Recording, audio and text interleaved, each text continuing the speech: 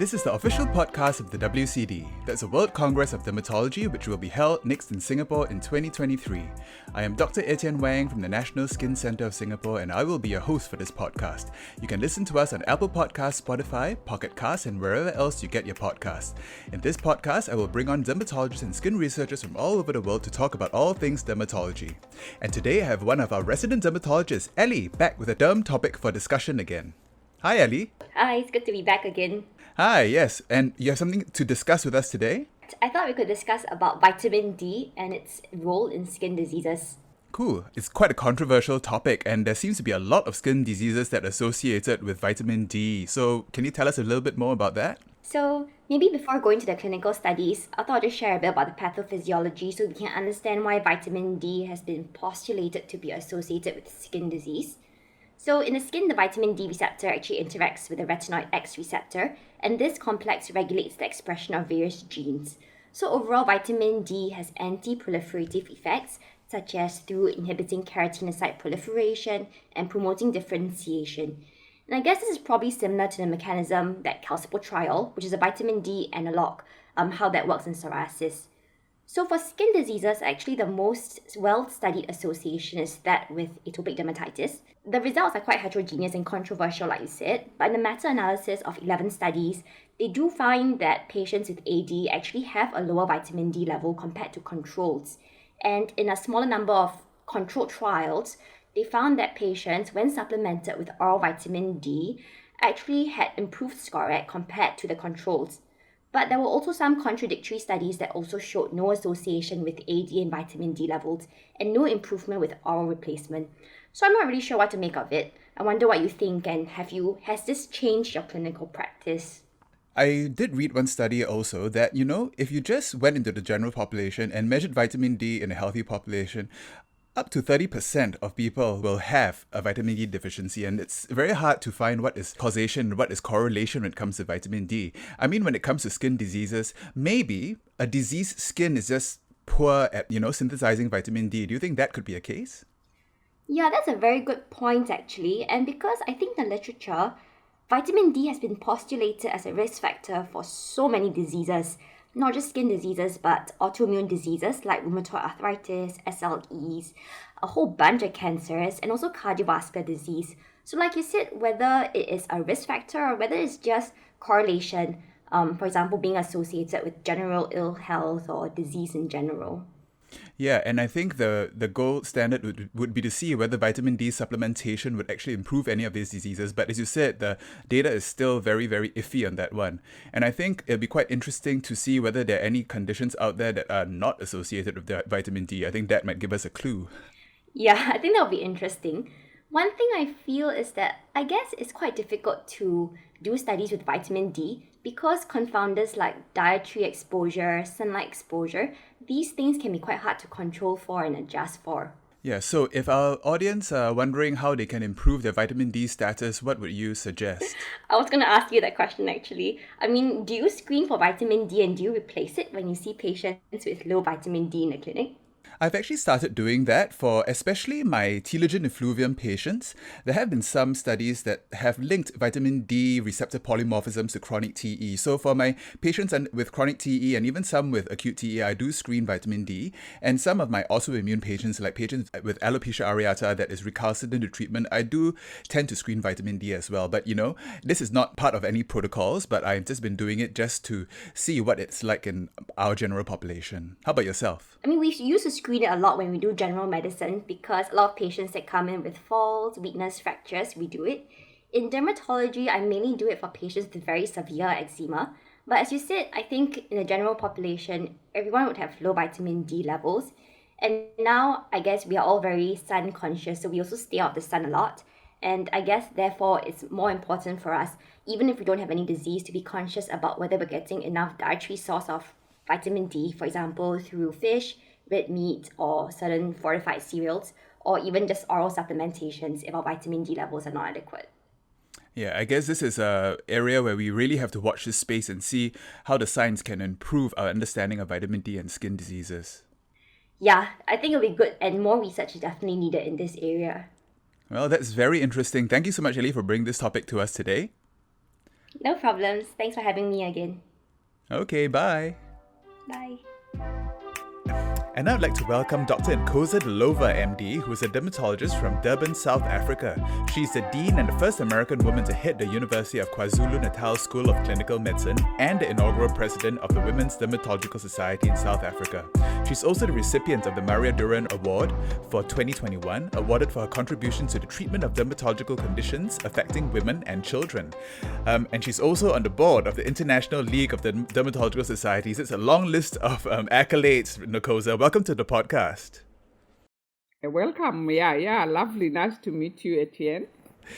Thank you. And I'm very excited to speak to you because just like you, my interest is in hair diseases. And I understand you discovered a gene in centrifugal circuitry alopecia at one point. Can you tell us more about that?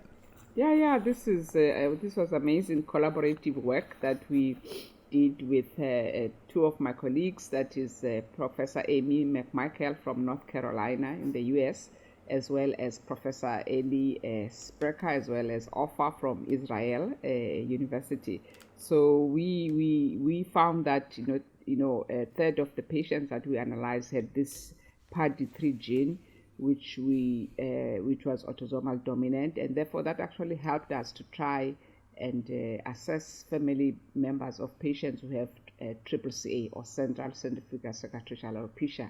But also, in addition, what we found was that most of the patients who were using chemicals, or there was a lot of pulling and mechanical traction, had more severity of the disease as well as a rapid progression of CCCA. Oh, that's very interesting. When I was reading your research, what struck me was that there was quite a high percentage. Do you think this gene is actually involved in the normal variation of hair texture and curliness in Africans? Not really, because we all know that the structure of the hair is the normal, the normal biochemistry and physiology of the hair is normal amongst all ethnicities. It's just the mechanical or morphological appearance of the hair that is different. The African hair is curly. But we think that just like any other conditions, these patients who have this positive gene are predisposed to get this particular type of hair loss. But in terms of the hair structure, everything is the same. Okay. And I think you mentioned earlier, but there's a huge part of this condition. There's actually an epidemic of weaves and hot tools. Yes, absolutely. That's what we found. In fact, I had two families where I had one family had twins and siblings, and we found that the siblings who were just keeping their hair natural without any chemical or any mechanical manipulation, the progression of the disease or the severity of the disease was much milder compared to those who were relaxing their hair or using chemicals or using weaves, synthetic hair, and using extensions on the hair. And in fact, there's a study that was published by, I think, the L'Oreal group, showing that using weaves and causes a sort of mechanical fracture on the hair shaft, and that can actually cause breakage of the hair shaft, because with African hair, the hair shaft is twisted at angles and making those angular areas quite prone to breakage. Yes, I think there's a theme in your research because I know there's a pressure for African women to keep their hair a certain way and the discrimination that people get with natural hair. I think your other research about pigmentation also has the same theme where people try to lighten their skin to look more socially acceptable. What do you think about this kind of practices in the beauty industry? Yeah, I think it's a real problem, and it's multifactorial. And of course, it's not only affecting Africa, as you also mentioned earlier on, that you have a similar problem in Singapore, where people are using skin lighteners to change their skin color. It's a problem in Africa, it's a problem in Asia, Middle East, and South America. So in South Africa, there's a study that we conducted, and we looked at African and Indian women, because this is a group that tends to use skin bleaching creams. And by the way, we define skin bleaching as the act of changing one's normal skin color, from one complexion to a lighter shade. So what we found in our study that the prevalence of this was about 30%, meaning that 30% of the individuals, the women that we interviewed, were using skin lightening creams to change their skin color, that is skin bleaching. But 70% of them actually were treating skin conditions that had a problem with hyperpigmentation. For example, melasma, post-inflammatory hyperpigmentation from either acne or eczema or psoriasis. So there was a legitimate cause for using skin bleaching creams. But however, because creams that are used for pigmentation are very expensive and some patients can't afford them, and therefore they end up using the creams that are cheap, that they buy from spice shops, from the markets, as well as from the street vendors and some unscrupulous pharmacists. Yes, and those end up containing a lot of very harmful chemicals such as lead and high doses of hydroquinone. Absolutely, they have high concentrations of hydroquinone, up to 10%. They also have mercury, and they also have corticosteroids. And some creams, we analyzed about 40 creams here in South Africa, and we found that some of these creams had all these ingredients in one product, and they were used for a long time without a sunscreen, without any monitoring. So that's an issue. But again, we do feel that there's a whole lot of influence, especially amongst the young group as well, and middle-aged women. And of course, men these days who want to look lighter because of social media, because they look at celebrities who are fair, they look at models who are lighter in complexion, and they feel, and there's a pressure to look like them. So a lot needs to be done by the media, as well as Google. In fact, I had an interview recently with Google, and we're talking about this point that maybe all adverts that have anything to do with skin bleaching, they shouldn't be allowed, because we need to use the same medium that they use to market their products, to inform our consumers, because it's all really about informing our consumers. And we could even appeal to companies where we can have a link on Google, where if you want to know whether a product is problematic or not, you can just click and you can see that you shouldn't be buying this product, because people just sell their stuff now online. Yes, I think that's very important, and I think dermatologists have a huge role in public education for all this as well. Absolutely. And also, it says here that you established the Dermatology Registrar Association of South Africa to mentor dermatology registrars. What advice do you have for mentoring a diverse dermatology community? The basic concepts of mentoring are really the same, but we need to individualize the people that we're speaking to. We need to find out what kind of interest do they have, and also try and support young dermatologists to do what they are passionate about, not impose on them in terms of what they want to do, whether it be research. For example, if the two of us are interested in research and we're mentoring a young dermatologist, we shouldn't try and channel them towards her. They should choose a topic that they are interested in, and then we try and support them to go through that particular discipline that they're interested in. And secondly, there's also, when there's young residents, some of them want to go to private practice, some for financial reasons or family support, some of them want to pursue academia, some want to go to private, but they'll come back to academia later on when they have been able to fulfill their financial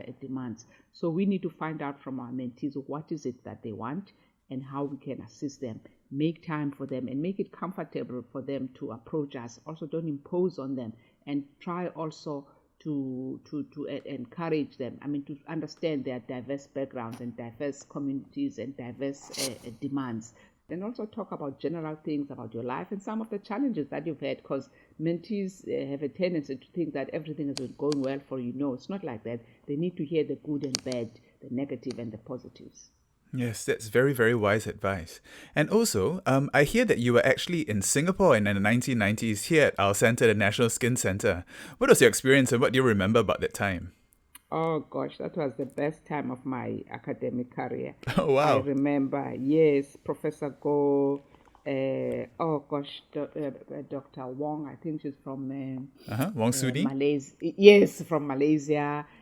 Joyce and Roy Chan. This amazing time, and I can still remember. In fact, I think most of my academic achievements and personal growth was influenced so much by my brief stay in Singapore. They were so welcoming, they were so supportive, and Prof Go, was my mentor. And from that time, since when I came back here, I would just contact him and he would give advice anytime. Much of what I have achieved now can be attributed to my experience in Singapore. And I still keep links, by the way, with people and some of the colleagues, and we meet at conferences. It's really been an amazing time.